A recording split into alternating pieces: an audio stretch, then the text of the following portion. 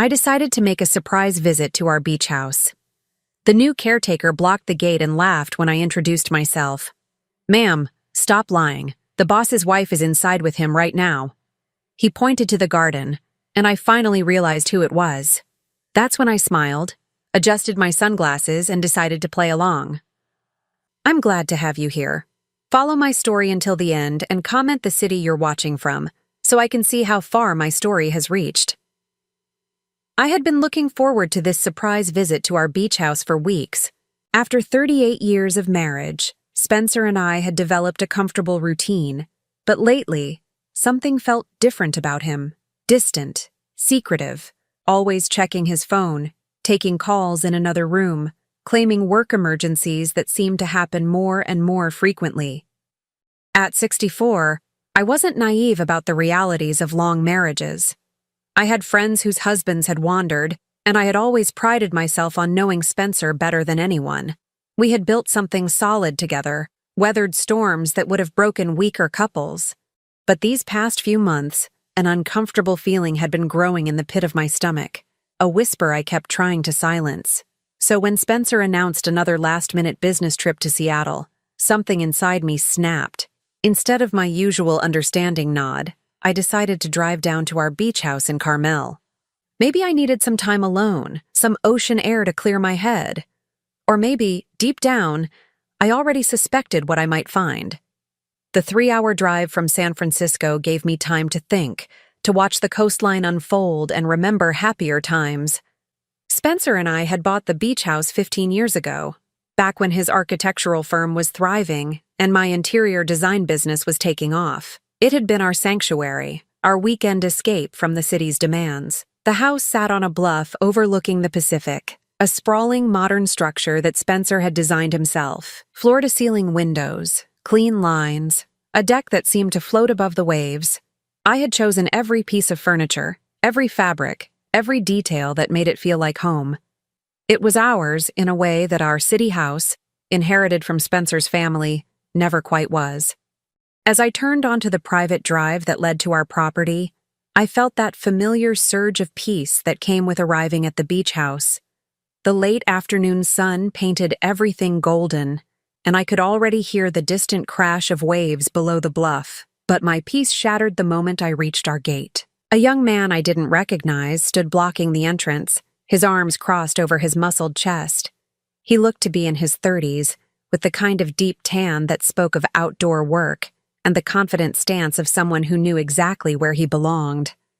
I rolled down my window, assuming Spencer had hired new security without mentioning it. "Excuse me, I need to get through to my house." The man laughed, actually laughed, as if I had just told him the most amusing joke.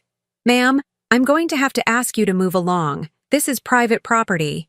"Yes, I know it's private property. It's my property."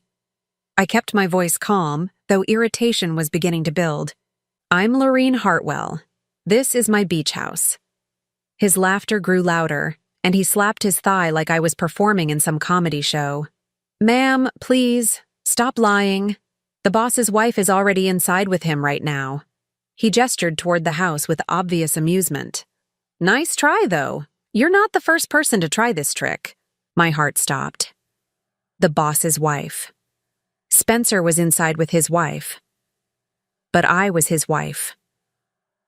I followed the direction of his pointing finger, and that's when I saw her. A woman with long auburn hair was visible through the living room's massive windows, moving around my kitchen like she owned it. Even from this distance, I could see she was younger than me, probably in her 40s, wearing one of those flowing white sundresses that looked effortless and expensive. The woman moved with complete familiarity through my space, opening cabinets that I had organized, touching things that belonged to me, and then Spencer appeared beside her, his arm sliding around her waist with an intimacy that made my stomach clench. I had found my husband with another woman in our home, and somehow, I was the one being treated like an intruder. The young man was still talking, still finding my presence hilarious. "Look, lady, I don't know what game you're playing, but Mr. Hartwell and his wife Amelie are having a private weekend. They specifically asked not to be disturbed. Amelie, Even her name sounded young and fresh and nothing like Lorene. Something shifted inside me in that moment. The shock, the hurt, the humiliation, it all crystallized into something else. Something sharper.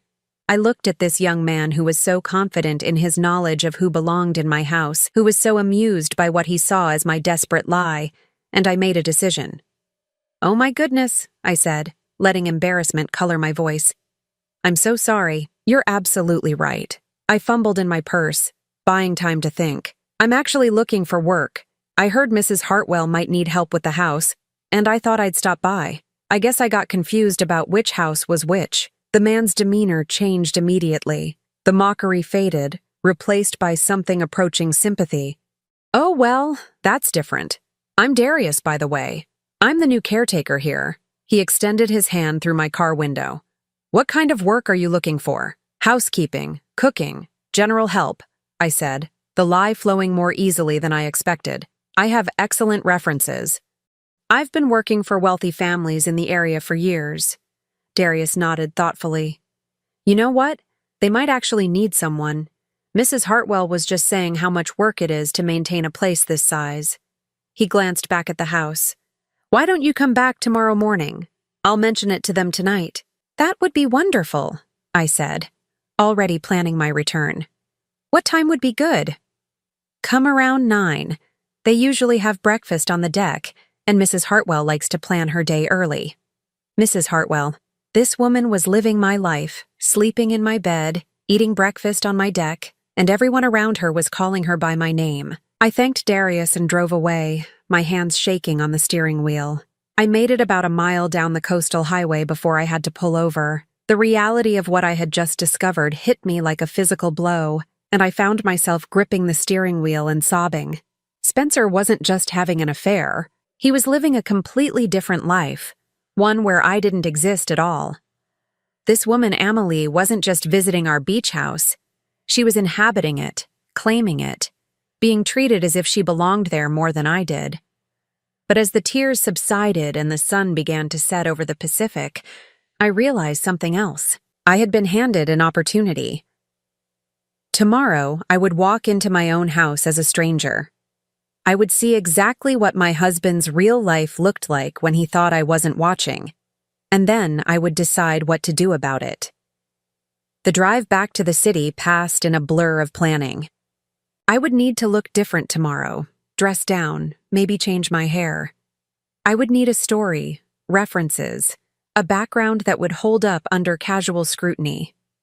Most importantly, I would need to prepare myself for whatever I might discover. Because something told me that what I had seen today was just the beginning.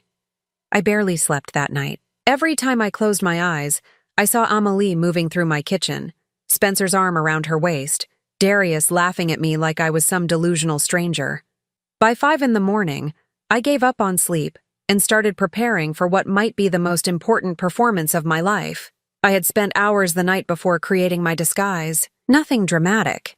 I wasn't trying to fool Spencer. Just his new life. I pulled my shoulder-length silver hair back into a simple bun, chose my most conservative clothes, and put on the kind of sensible shoes I hadn't worn in years.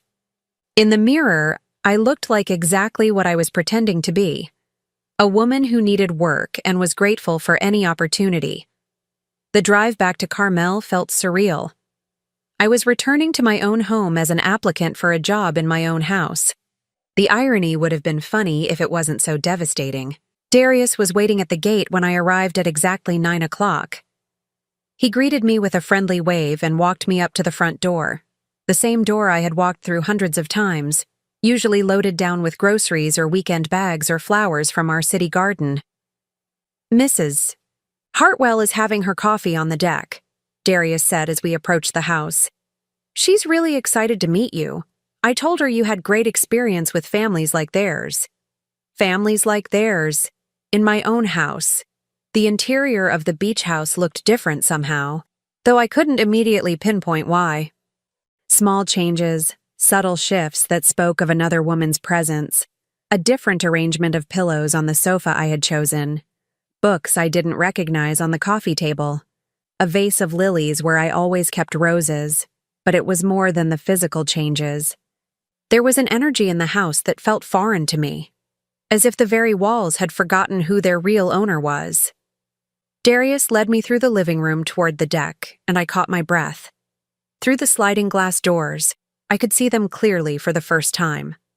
Spencer sat at our outdoor dining table, reading what looked like architectural plans. He wore the navy polo shirt I had bought him for his birthday last year, and his gray hair was tousled in that way that meant he had just woken up. He looked relaxed, content, completely at ease, and beside him sat Amelie. Up close, she was even more striking than I had realized. She looked to be in her early 40s, with that kind of effortless beauty that didn't require much makeup or elaborate styling.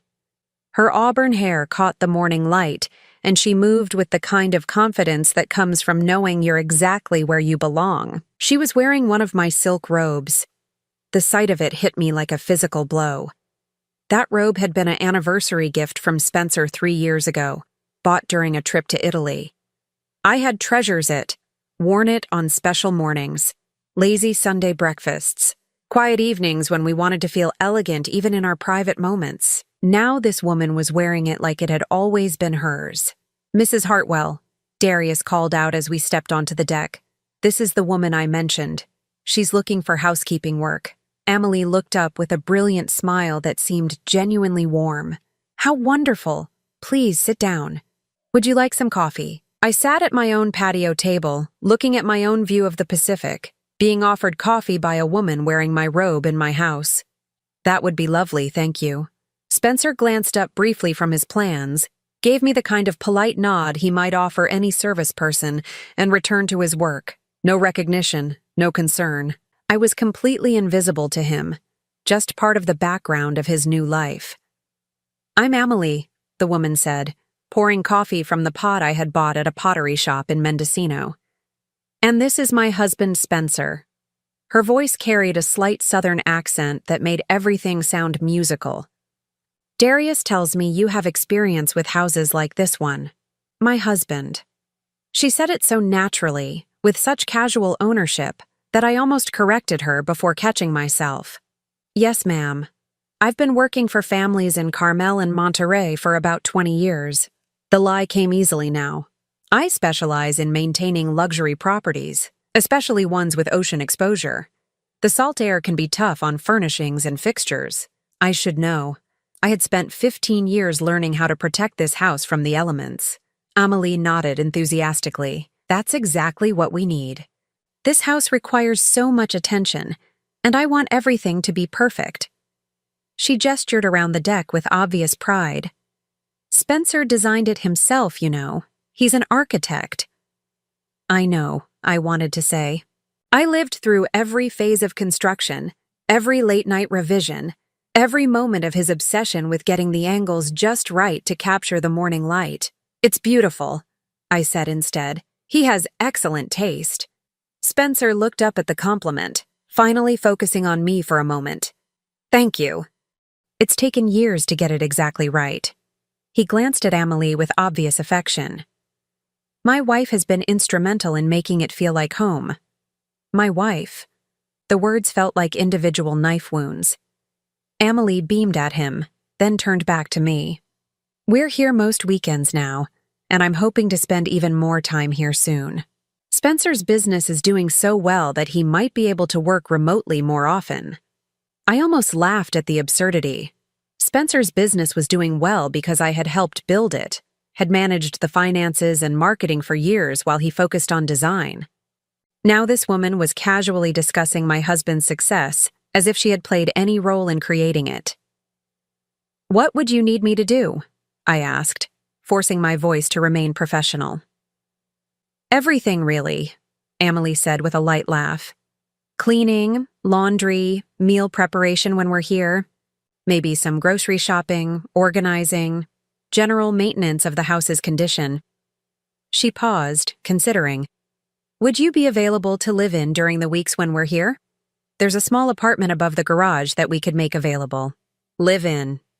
She wanted me to live in my own house as her employee. I could make that work, I heard myself saying. "Wonderful." Emily clapped her hands together like a delighted child. When could you start? Immediately, if you need me to. Spencer looked up again, and for a terrifying moment, I thought he might recognize me. But his gaze passed over me with the same indifference he might show a piece of furniture. Sounds good, he said absently. Darius can show you around, help you get settled. And just like that, I was hired to work in my own house for my husband and his mistress. The next hour passed in a surreal tour of my own home. Darius showed me the layout as if I had never seen it before, explaining where things were kept, how various systems worked, what Spencer and Amelie's preferences were. Mr. Hartwell likes his coffee strong, and Mrs. Hartwell prefers tea in the afternoons. He told me as we stood in my kitchen. They usually eat breakfast on the deck when the weather's nice. Mrs. Hartwell is trying to eat healthier, so lots of fresh fruit and vegetables. I nodded and took mental notes, learning about my husband's life as if I were a stranger, which apparently I was. The guest apartment above the garage had been Spencer's office during construction, then a storage space for beach equipment. Now it had been converted into basic living quarters. A bed, a small kitchenette, a bathroom with a shower. It was clean and functional, but painfully impersonal. Mrs. Hartwell had this set up last month, Darius explained. She said they might need live-in help eventually. So this had been planned.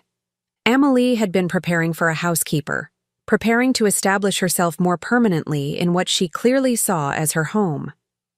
It's perfect, I told Darius, looking around the small space that would now be my home while strangers lived in my real home below. As evening approached and I settled into the guest apartment, I found myself staring out the small window at the house below. I could see Spencer and Amelie through the dining room windows, sharing dinner at the table where I had celebrated birthdays, anniversaries, quiet Sunday mornings. They looked happy, comfortable, like a couple who belonged together. And I was watching it all from the outside, like some ghost of my own life. But as I prepared for bed in this strange exile, I realized something important. I wasn't just watching anymore. I was inside their world now, invisible, but present. I would see everything, hear everything, learn exactly what my husband's real life looked like. Tomorrow, I would start cleaning my own house for another woman. I would wash my husband's clothes for him to wear on dates with his mistress. I would prepare meals in my kitchen for people who had stolen my life. But I would also be gathering information, watching, learning, and eventually, when I knew everything there was to know about their perfect little charade, I would decide exactly how to destroy it. I had been living in my own house as a stranger for 2 weeks when I overheard the conversation that changed everything. What I had initially thought was a simple affair, devastating as it was, turned out to be something far more sinister. The routine I had fallen into was both comforting and torturous. Every morning I would wake in the small apartment above the garage and prepare to serve the people who had stolen my life. I made their coffee, prepared their meals, cleaned their messes, and listened to their casual conversations about a future that apparently didn't include my existence. Spencer had fallen completely into the role of Amelie's devoted husband. He brought her flowers, kissed her goodbye when he left for his supposed business meetings, held her hand during their evening walks on the beach. If I didn't know better, I would have believed they were genuinely in love, but I was starting to notice things that didn't quite fit. Amelie received frequent phone calls that she always took in private, stepping out onto the far end of the deck or into the bedroom when her phone rang. Spencer often worked late into the night on projects that seemed to have nothing to do with his architectural firm. And sometimes, when they thought I was out of earshot, their conversations took on an intensity that seemed at odds with their public affection. It was a Thursday morning when everything fell apart. I was in the laundry room, folding clothes that Spencer had worn during romantic dinners with his mistress, when I heard raised voices from the bedroom.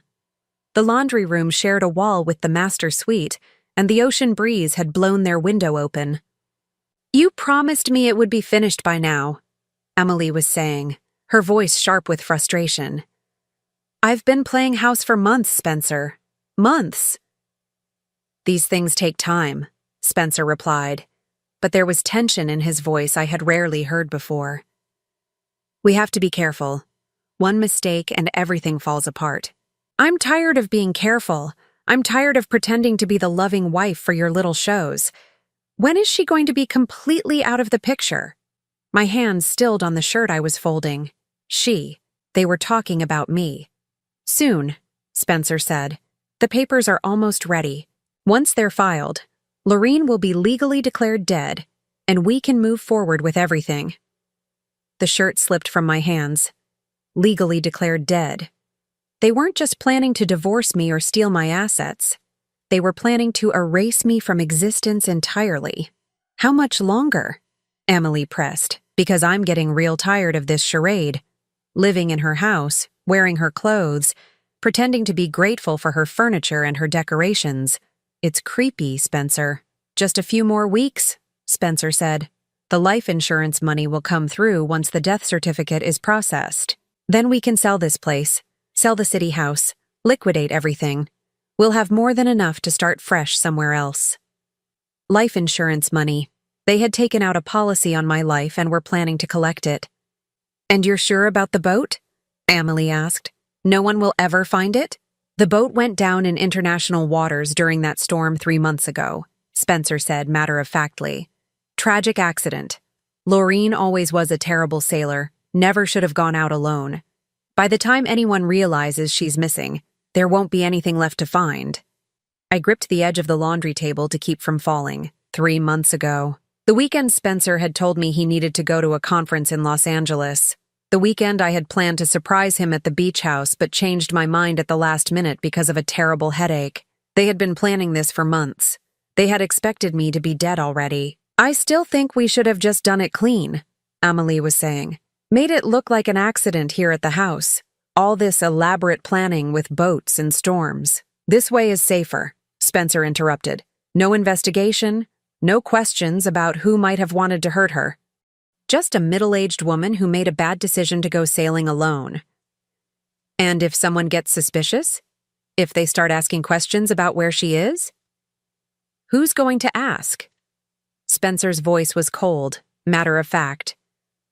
Lorene doesn't have any close friends. Her sister lives in Europe and they barely talk. Her business associates will assume she's taking time off after the tragedy. By the time anyone thinks to look for her, we'll be long gone. I realized with horror that he was right. In the past few years, I had let most of my friendships fade, focused so completely on our marriage and my work that I had isolated myself without realizing it. Spencer had encouraged that isolation, I now understood, had praised me for being so dedicated, so focused on our life together. He had been preparing for this for years. What about the housekeeper? Emily asked, and my blood turned to ice. She's been here every day. What if she starts asking questions? What questions could she possibly ask? Spencer laughed, and the sound made my skin crawl. She's a domestic worker, Emily. She cleans and cooks and minds her own business. Besides, once we're gone, she'll just find another job. People like that don't get involved in their employers' personal lives. People like that. As if I were some subhuman species incapable of curiosity or concern. I suppose, Emily said, though she sounded unconvinced. But I don't like having her around. She's always watching, always listening. Sometimes I catch her looking at things like she recognizes them. You're being paranoid, Spencer said. She's probably just admiring the house. These people dream of living in places like this. These people. I had shared a bed with this man for 38 years, and he spoke about working-class people like they were a different species. Maybe, Emily said, but I'll be glad when we can get rid of her. Soon, Spencer promised. Once the insurance money comes through and we're ready to leave, we'll pay her off and send her away. She'll never know what happened here.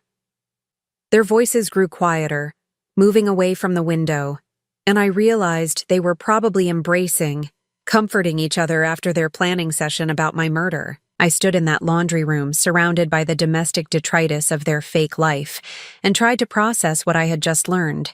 This wasn't just an affair. This wasn't even just about stealing my assets. They had planned to kill me, to make it look like an accident and to walk away with everything I had worked for. The only reason I was still alive was because I had gotten a headache 3 months ago. My hands were shaking so badly I could barely fold the remaining clothes. I needed to get out of the house, needed to think, needed to figure out what to do with this information.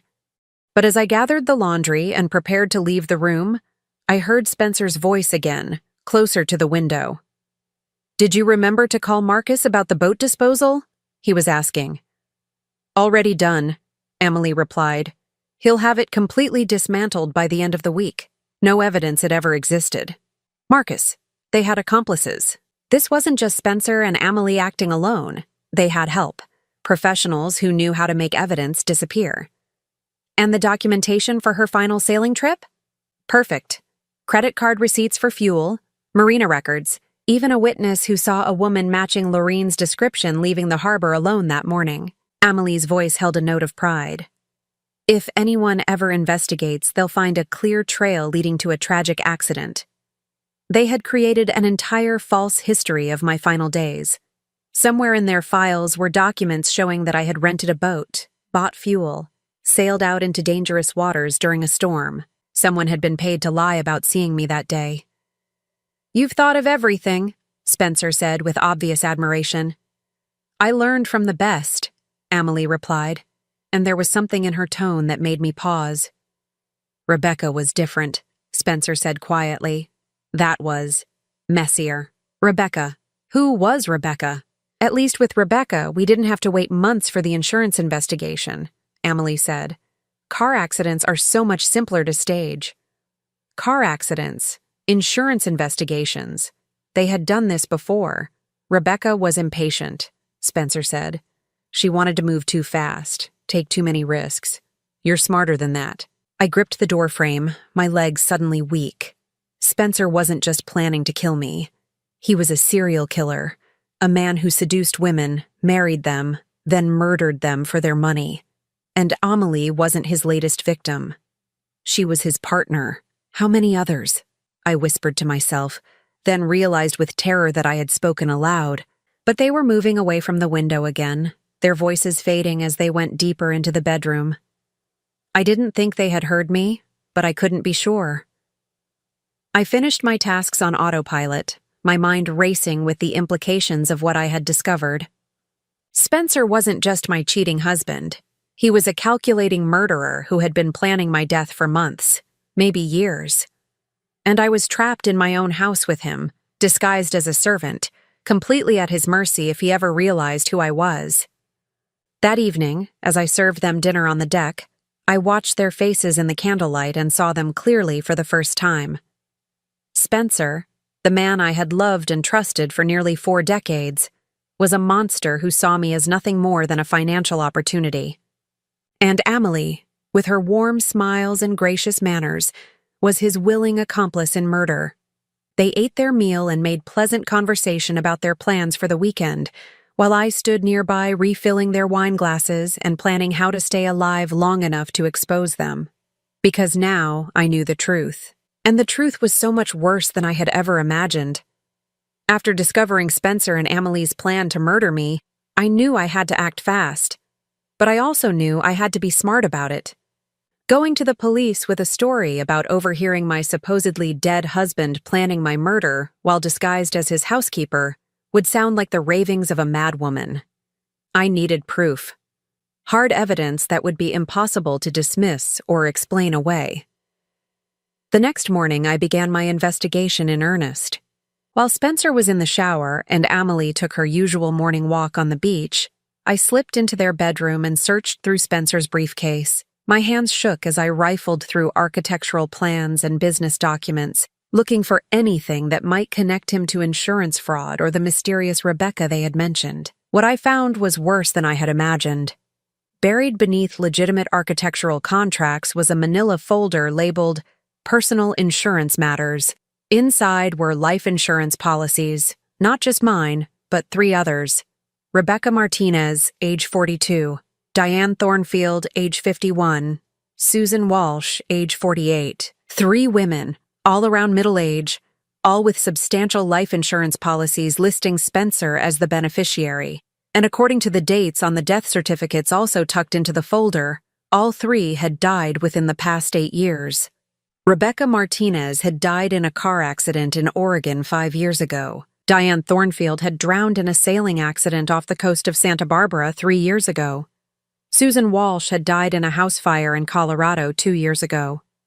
All accidents, all involving wives of Spencer Hartwell, architectural consultant, who had collected substantial life insurance payouts after their tragic, untimely deaths. My husband wasn't just planning to kill me. He was a serial killer who had been murdering wives for money for years. With trembling hands, I used my phone to photograph every document in the folder. The insurance policies, the death certificates, bank records showing the insurance payouts being deposited into accounts in Spencer's name. Everything that proved his pattern of murder. But as I was photographing the last document, I heard footsteps in the hallway. Spencer was getting out of the shower earlier than usual. I quickly shoved the papers back into the folder, making sure everything was in the exact order I had found it, and slipped out of the bedroom just as Spencer emerged from the bathroom, a towel around his waist. "Oh, excuse me, Mr. Hartwell," I said, grabbing a spray bottle from my cleaning supplies. "I was just going to dust the bedroom, but I can come back later." "No problem," he said absently, not really looking at me. "Just give me 10 minutes to get dressed." I retreated to the hallway, my heart pounding so hard I was sure he could hear it. I had the evidence I needed, but I also realized how much danger I was in. If Spencer ever suspected what I had discovered, I wouldn't live long enough to use it. Over the next few days, I continued gathering evidence with the methodical precision of someone whose life depended on it. Because it did. I discovered that Amelie had her own folder hidden in the bedroom closet, tucked inside a shoebox behind her summer clothes. This folder contained what appeared to be detailed dossiers on Spencer's previous wives, including photographs, financial information, and personal details that would have taken months of surveillance to gather. Rebecca Martinez had been a successful real estate agent with no close family and a substantial investment portfolio. Diane Thornfield had been a divorced financial advisor with a teenage daughter who lived with her ex-husband. Susan Walsh had been a widow with grown children who lived across the country. The pattern was clear. Spencer targeted middle-aged women with money, but limited family connections. Women who wouldn't be missed immediately, whose deaths wouldn't generate intensive investigations. And at the bottom of Amelie's folder was a dossier on me. Seeing my own life reduced to bullet points on a target assessment was surreal and terrifying. Laureen Hartwell, age 64, interior designer, estimated net worth $1.2 million. No children, sister lives in London, limited social connections. Husband reports she has become increasingly reclusive in recent years. Increasingly reclusive. Spencer had been isolating me systematically, encouraging me to decline social invitations, to focus on our marriage instead of maintaining friendships. I had thought he was being romantic, wanting to spend more time together. Instead, he had been preparing me for murder. But the most chilling discovery was Amelie's own background. According to documents I found in her personal files, her real name was Amanda Kellerman, and she had a criminal record going back 15 years. Fraud, identity theft, conspiracy. She wasn't just Spencer's latest wife, she was a professional con artist who specialized in insurance scams. The two of them were a team, predators who had been working together to systematically murder wealthy women for their money. I also discovered their immediate plans. Among Spencer's papers was a detailed timeline for my death. According to their schedule, I was supposed to have died 3 months ago during a sailing accident. My memorial service had already been planned, scheduled for next month to give time for the insurance investigation to conclude. But what terrified me most was finding their backup plan. If the sailing accident couldn't be arranged, they had alternative scenarios ready. A hiking accident on one of my favorite trails. A home invasion at our city house. Even a medical emergency that could be induced with untraceable drugs. They weren't going to give up. If I didn't disappear soon, they would find another way to kill me. I photographed everything, uploading the images to a secure cloud storage account I created under a false name. But I knew that evidence alone wouldn't be enough. I needed to catch them in the act, get them to confess their crimes in a way that could be recorded and verified. The opportunity came sooner than I expected. On Friday evening, Spencer received a phone call that agitated him visibly. I was serving dinner when his phone rang, and I watched his face change from relaxed contentment to sharp concern. "When?" he said tersely. "How much does she know?" He listened for several minutes, his jaw tightening with each passing second. Finally, he hung up and turned to Amelie with an expression I had never seen before. Pure, calculating rage. "We have a problem," he said quietly. "What kind of problem?" Amelie set down her fork, immediately alert. That was Marcus. Someone's been asking questions about Rebecca Martinez's death. Her daughter hired a private investigator. Rebecca's daughter, the teenage girl who had been living with her father when her mother died. She was older now, old enough to start questioning the convenient timing of her mother's death. "How much does the investigator know?" Amelie asked. "Too much.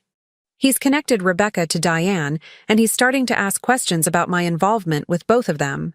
Spencer ran his hands through his hair. "We need to move up our timeline." "Move it up how much?" Amelie's voice was steady, but I could see tension in her shoulders. "We finish this weekend," Spencer said. "We can't wait for the insurance declaration anymore. We stage Lorene's accident now, tonight, and then we disappear. Tonight. They were planning to kill me tonight." I forced myself to continue serving their meal as if I hadn't heard anything, but inside I was screaming. All my evidence gathering, all my careful planning, none of it would matter if I didn't survive the next few hours. "What about the housekeeper?" Amelie glanced in my direction. "We'll have to include her," Spencer said matter-of-factly. "Make it look like they were both in the wrong place at the wrong time. Home invasion gone wrong, maybe. Or a gas leak explosion. Include her." He was planning to kill me twice, once as Lorene Hartwell, his wife, and once as Margaret Chen, the housekeeper who had been unfortunate enough to witness something she shouldn't have. I finished serving their dinner and retreated to the kitchen, my mind racing. I had hours, maybe less, before they put their plan into action. I needed to get evidence of their immediate plan, something that would prove they were about to commit murder. As they finished eating and moved to the living room for after-dinner drinks, I slipped my phone into recording mode and found a position where I could hear their conversation clearly. "So what's the plan?" Amelie was asking. "How do we stage it so both of them are taken care of?" "Gas leak," Spencer said without hesitation. "I'll disconnect the line to the stove, let gas build up in the kitchen overnight. In the morning, when the housekeeper comes in to make coffee, any spark will set off an explosion. Both bodies will be found together. Tragic accident. No survivors to tell a different story. And we'll be where? Already on the road to Mexico. I've got new identities ready. Cash reserves in offshore accounts. By the time the fire department finishes investigating, we'll be somewhere with no extradition treaties. What about the investigation into Rebecca? Won't matter once we're gone. Let them investigate all they want. There won't be anyone left to prosecute. I had it. A recorded confession to their plan to murder me and frame it as an accident. But I also realized that I was running out of time. Once they went to bed, Spencer would disconnect the gas line, and by morning, this house would be a crater and I would be dead. I couldn't run. They would notice if I disappeared, and they would know their plan had been compromised. I couldn't call the police from the house. They would hear me. But I had one advantage they didn't know about. I wasn't just Margaret Chen, the housekeeper who happened to overhear their plan. I was Lorene Hartwell, the woman they thought they had already killed. And unlike his previous victims, I knew exactly who Spencer really was and what he was planning to do. Tomorrow, if I survived the night, I would stop being a victim and start being a predator. Tonight, I had to make sure I lived long enough to destroy them both. I had 6 hours until dawn. 6 hours before Spencer would disconnect the gas line and turn my own house into my tomb. 6 hours to orchestrate the most important performance of my life. After retreating to the guest apartment above the garage, I spent the first hour uploading all my evidence to multiple cloud storage accounts and emailing copies to myself at various addresses. If something went wrong, if I didn't survive the night, at least there would be a record of what Spencer and Amelie had done. But I didn't intend to die tonight. Instead, I was going to give them exactly what they wanted. with a twist they would never see coming. At 2 in the morning, I crept out of the apartment and made my way to the main house.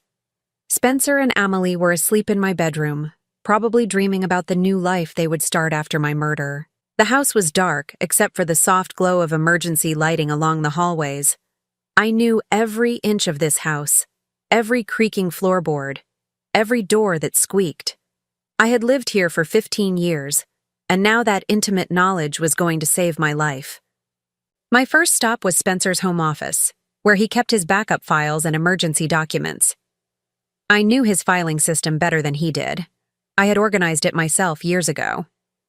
In the bottom drawer of his desk, behind folders of old tax returns, I found what I was looking for, a thick envelope labeled Emergency Protocols. Inside were new identities for both Spencer and Amelie, complete with passports, birth certificates, and social security cards. Spencer would become Robert Hamilton, architectural consultant. Amelie would become Sarah Hamilton, his devoted wife. They even had matching wedding rings tucked into the envelope, ready to replace the ones they wore now. But more importantly, I found their escape route. Detailed directions to a private airstrip 40 miles inland, where a plane would be waiting at 6 in the morning to take them to Mexico. From there, they would travel to Costa Rica, where Spencer apparently owned a villa under one of his false identities. They had been planning this escape for months, maybe years. Every detail had been considered, every contingency planned for, except one. They had never planned for their victim to fight back. I photographed the documents and returned them to exactly where I had found them. Then I made my way to the kitchen, where Spencer planned to disconnect the gas line in a few hours. But I had a different plan. Working by the light of my phone's flashlight, I carefully examined the gas connections behind the stove. Spencer's plan was simple but effective. Disconnect the line, let gas build up overnight, and wait for the first spark in the morning to cause an explosion that would destroy all evidence of his crimes. Instead, I did something he would never expect. I loosened the connection just enough to create a small leak, not enough to cause an explosion, but enough to trigger the gas detection system I had installed 2 years ago after a neighbor's house had suffered a gas leak. Spencer had complained about the expense at the time, calling it unnecessary paranoia. Tonight, my paranoia would save my life. The detector would start sounding its alarm around 5 in the morning, giving me time to discover the leak and save Spencer and Amelie from a tragic accident. I would be the hero, not the victim. But that was only the first part of my plan. Next, I made my way to Spencer's car, parked in the circular driveway. Using skills I had learned during a brief rebellious period in college, I carefully disabled his engine in a way that would seem like a mechanical failure rather than sabotage. When Spencer tried to leave for the airstrip in the morning, his car wouldn't start. Then I called the one person I knew I could trust, Detective Sarah Morrison of the Monterey County Sheriff's Office. Sarah and I had become friends years ago when her department was investigating a burglary at one of my design projects. We had stayed in touch, and I knew she would listen to me, even at 3 in the morning. "Sarah," I whispered when she answered her phone. "I need your help. I'm about to stop a murder." "Lorene, Jesus, what time is it? Are you okay?" "I'm fine, but I won't be for much longer. I need you to trust me and do exactly what I ask, without questions." I gave her the abbreviated version. My husband was planning to kill me for insurance money. I had evidence of multiple previous murders, and they were planning to stage my death as a gas leak explosion this morning. "Where are you now?" Sarah's voice was instantly alert, all traces of sleep gone. "I'm at my beach house in Carmel." "But Sarah, you can't come here yet. I need to catch them in the act, get them to confess while you're listening. Otherwise, they'll just claim I'm a delusional woman making up stories about her husband. Lorene, this is too dangerous. If they're really planning to kill you, they think they already killed me," I interrupted. "They don't know I'm alive. That's my advantage." I explained my plan quickly. Sarah would position herself and her team outside the house at 5:30, just before the gas alarm was set to go off. I would record everything on my phone while she listened in through a conference call. When Spencer and Amelie revealed their plan or tried to stop me from saving them, Sarah would have probable cause to arrest them. "This is insane," Sarah said, but I could hear her writing notes. But if you're right about the previous murders, I'm right. I have all the evidence. Life insurance policies, death certificates, even their planned escape route.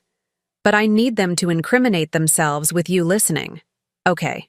But Lorene, if anything goes wrong, if you feel like you're in immediate danger, you run. Don't try to be a hero. Too late for that, I said.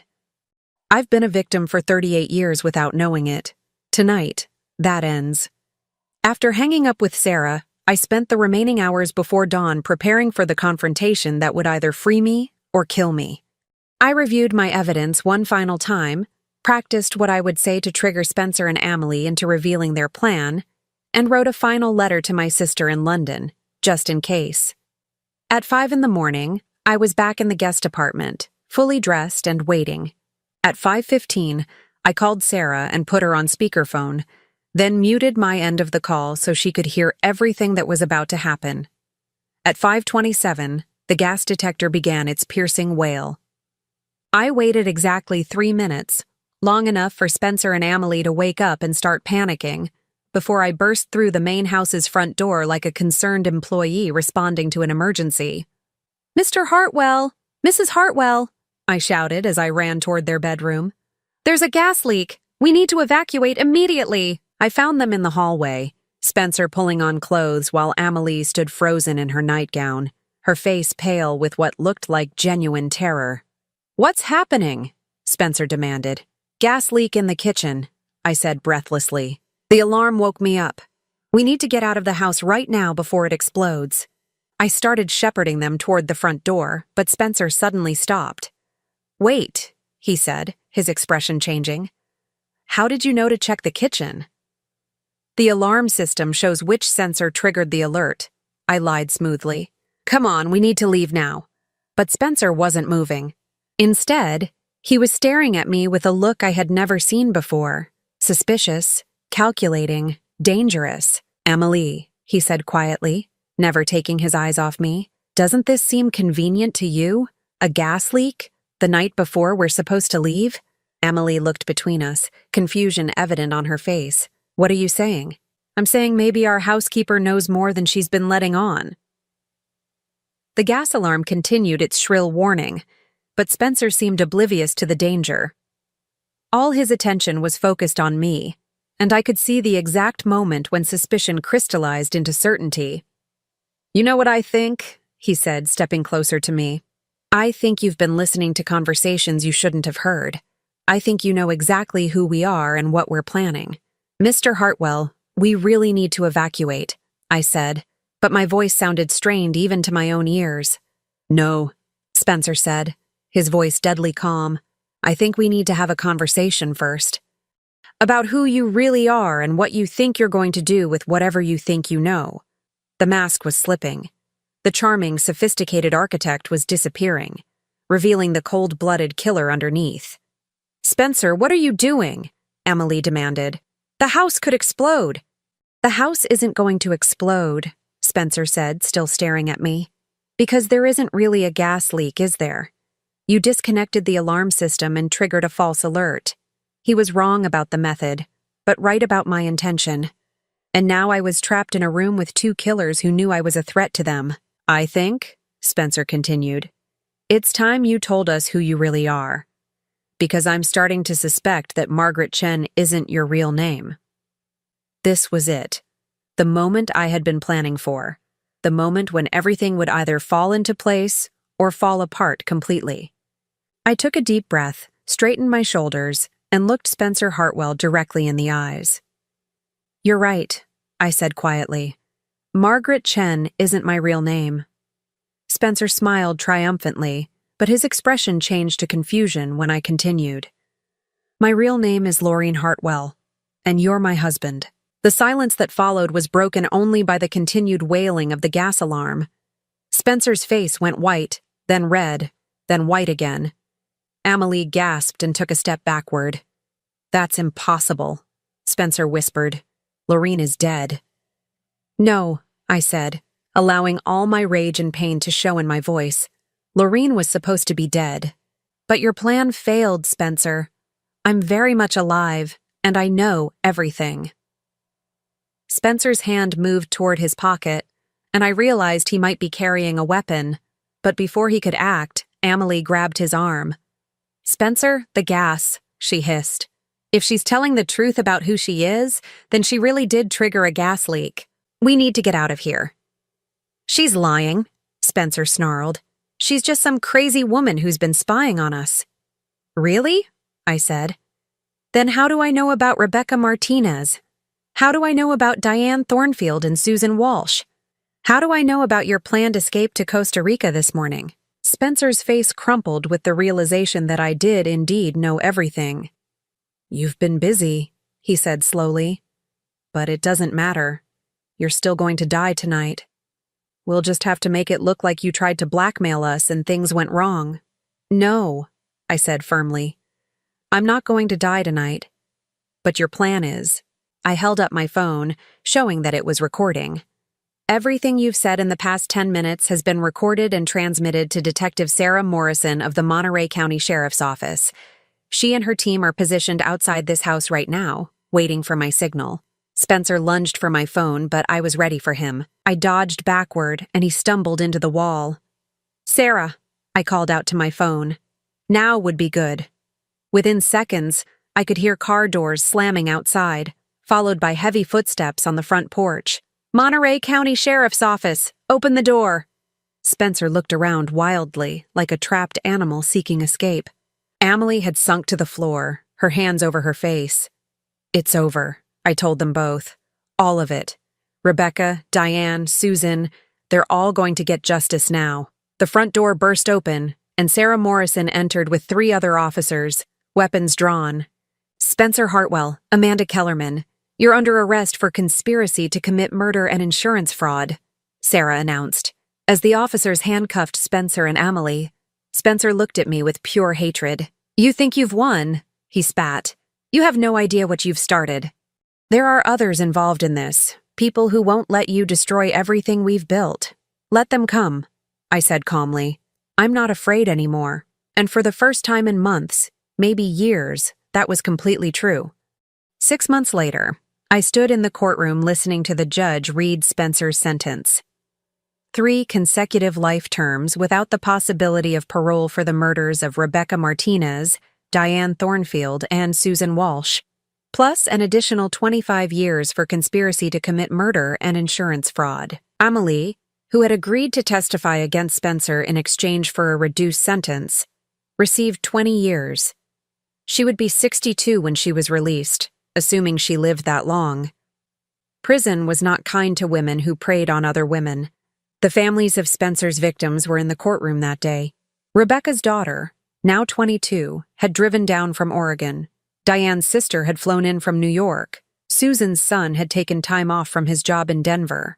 They all thanked me afterward, with tears in their eyes, for giving them the closure they had never thought possible. "My mother always said something felt wrong about that car accident," Rebecca's daughter told me. "Thank you for proving she was right." I accepted their gratitude, but I knew the truth. I hadn't set out to get justice for those women. I had stumbled into it while trying to save my own life. But sometimes the best justice comes from the most unexpected places. The trial had been a media sensation, naturally. Husband's murder plot foiled by wife's secret investigation had been featured on every major news program. I had turned down interview requests and book deals, wanting nothing more than to disappear from public attention and rebuild my life in peace. The beach house had been sold within a month of Spencer's arrest. I couldn't bear to live there anymore, not after everything that had happened within those walls. Every room held memories of watching my husband plan my murder, of serving dinner to the people who wanted me dead.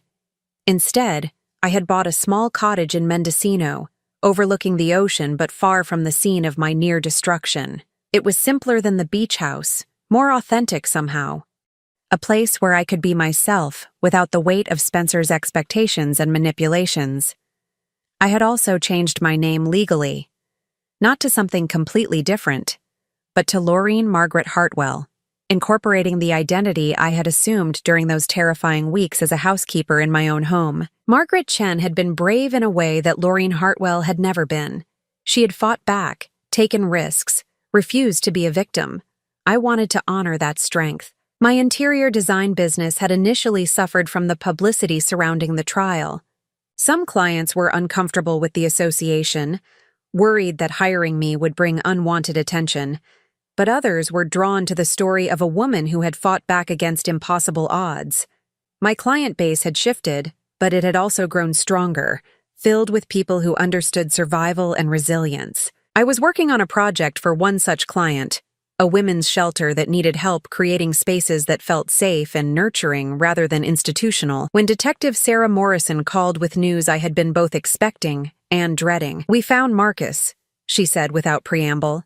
"Spencer's contact, the one who helped dispose of evidence. He was arrested in Tijuana trying to cross into Guatemala. Marcus Reyes had been Spencer's connection to the criminal underworld, the man who arranged for boats to disappear, witnesses to be paid off, evidence to vanish without a trace.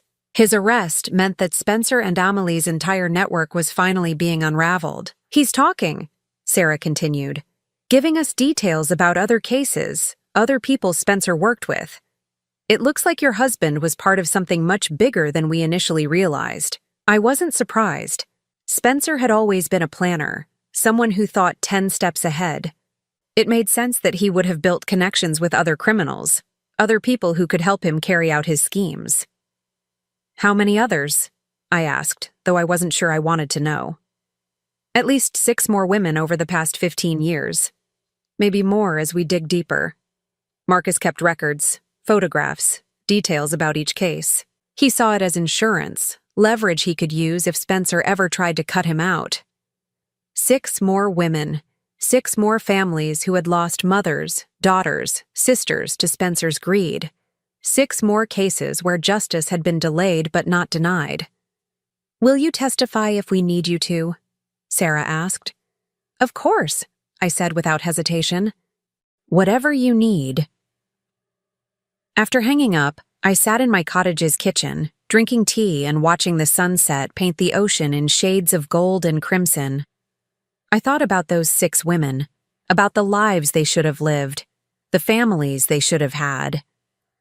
I thought about Rebecca and Diane and Susan, whose voices had finally been heard. And I thought about the woman I had been before that day at the beach house, the woman who had trusted completely, who had never questioned Spencer's late-night phone calls or sudden business trips or gradual isolation of her from friends and family. That woman was gone, as surely as if Spencer had succeeded in his plan to kill her. In her place was someone harder, more suspicious, but also more alive. Someone who knew that survival sometimes required deception, that love could be a weapon, and that the people who claimed to protect you were sometimes the ones you needed protection from. The cottage felt peaceful in the gathering dusk. I had furnished it myself, choosing pieces that reflected my own taste rather than what would impress others. Nothing matched perfectly, but everything belonged. It was a home built for one person's comfort rather than a showcase designed to demonstrate wealth and status. I had learned to live alone without being lonely. I had learned to trust my instincts instead of dismissing them. I had learned that being careful wasn't the same as being paranoid, and that protecting yourself wasn't the same as being selfish. My phone buzzed with a text message from an unknown number. For a moment, my old paranoia flared. Could Spencer's criminal associates be trying to intimidate me? But when I opened it, I found a message from Rebecca Martinez's daughter. "Hi, Mrs. Hartwell. I wanted to let you know that we're having a memorial service for my mom next month to celebrate her life instead of mourning her death. Would you like to come? She would have wanted to thank you herself." I stared at the message for a long time, tears blurring my vision. In saving my own life, I had given those families something precious, the truth about what had happened to their loved ones. I had given them someone to hold accountable, someone to blame, someone to see punished for the crimes committed against their families. But more than that, I had given them proof that their instincts had been right. Rebecca's daughter had always suspected her mother's death wasn't really an accident. Diane's sister had questioned why her sister would go sailing alone during a storm. Susan's son had wondered why his mother's house fire had started in a room she never used. They had all doubted the official stories, but they had been told they were being paranoid. that they were looking for someone to blame because they couldn't accept that accidents sometimes happen to good people. Now they knew they had been right to doubt, right to question, right to believe that something was wrong, even when everyone else told them to accept what had happened and move on. I typed back my response. I would be honored to attend. That evening, as I prepared for bed in my small cottage, I caught sight of myself in the bathroom mirror. The face looking back at me was different from the one I had seen 6 months ago. Older, yes, but also stronger, more defined. The soft, accommodating features I had worn for so many years had been replaced by something sharper, more determined.